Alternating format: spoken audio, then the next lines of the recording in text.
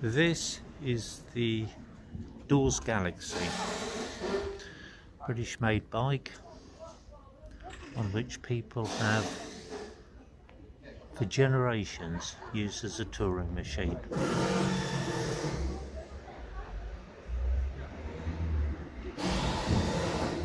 The durability of the Dawes is remarkable. You can see here that the rear cassette has been enlarged. They put a large ring on the outside. It's rim brake. This is quite an early bike. It must be at least 20, maybe even 30 years old.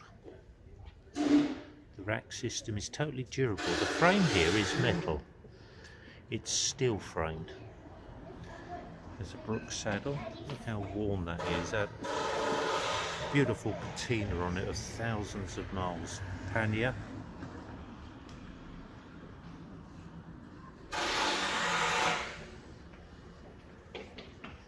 Front pannier.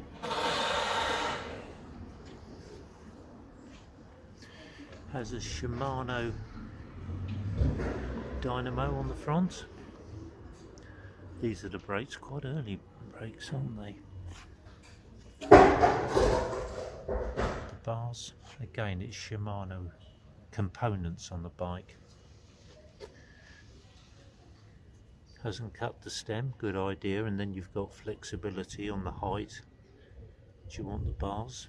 Many people trim the stem of a front fork. I don't think it's necessary. I think it takes away options.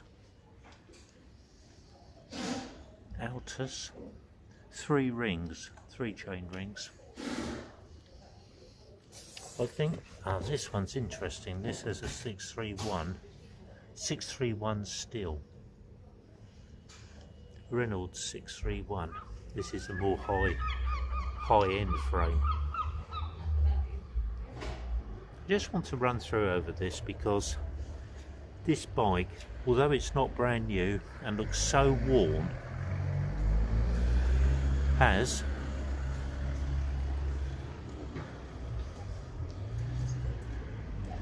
through evolution created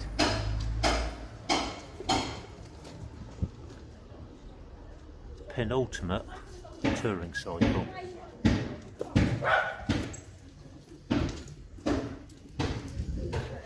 So much can be learned from an old touring bike that's been well used.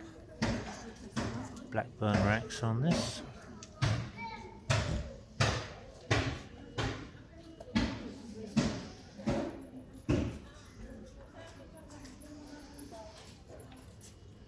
Should never be ignored looking at an old well-used bike, because what is broken has been mended. What does not work has been replaced. Myself, I'd have a new front mudguard on that to keep all the spoil from the road and water from on the front cassette. The front chain ring. That's how I prefer to set the bike up.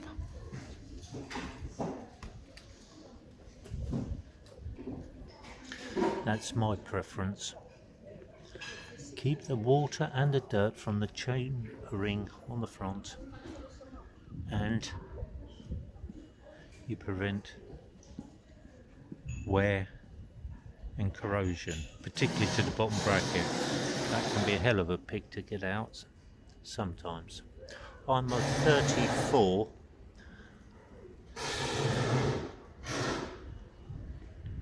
rear cassette, and I use this for trail and road. Puncture-proof tyres. Actually using an Asun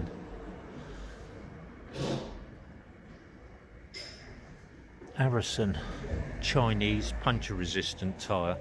Durability, and I get shock absorption through using a 37mm front tyre. And there's the gentleman. Let's have a chat with him. Did a great deal of touring. I bought the bike new. No. When was that? About probably about 10 years ago or something. Oh right, yes, I was It does looking at lots it. of miles. I mean, it probably does 100 miles a week at least. So Right, this is how so I get that- around. So Yeah, so you're talking yeah. about at least 5. I do a few thousand miles a year on it, actually. Yeah. Yeah. I mean, I have done a couple of long tours. Yeah. But, I was just longish, like through France. I was looking at the setup on it because Yeah. obviously things have slightly failed, and you know you've through evolution of it all replaced them with something which is more durable, and so you've got something a reliable bike.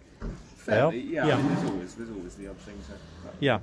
wears out and stuff. But I just took a little video for my friend because they were fantastic with touring bikes. The possibilities, the potential of Yeah. them.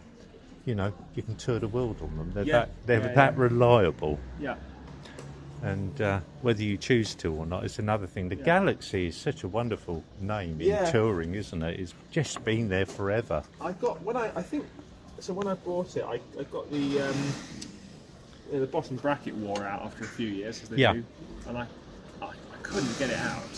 And I No. thought, I sod it, I'll take it to the bike shop, and they had it for weeks, and they gave up on it. Did they really? Sort of, so what I ended up doing was just sawing the bottom bracket shell open with Yeah. an angle grinder. Yes. Cut the whole, like sort of sawed through the Yeah. whole lot on the bottom, smashed everything out with a cold chisel. Yeah.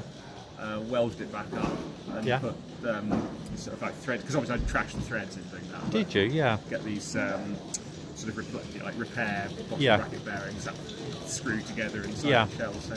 Yeah. There is a way the fact that you can saw it up, smash things out of it, and weld it back together. There is a is way quite to good. actually get it out, and it's not very generally known.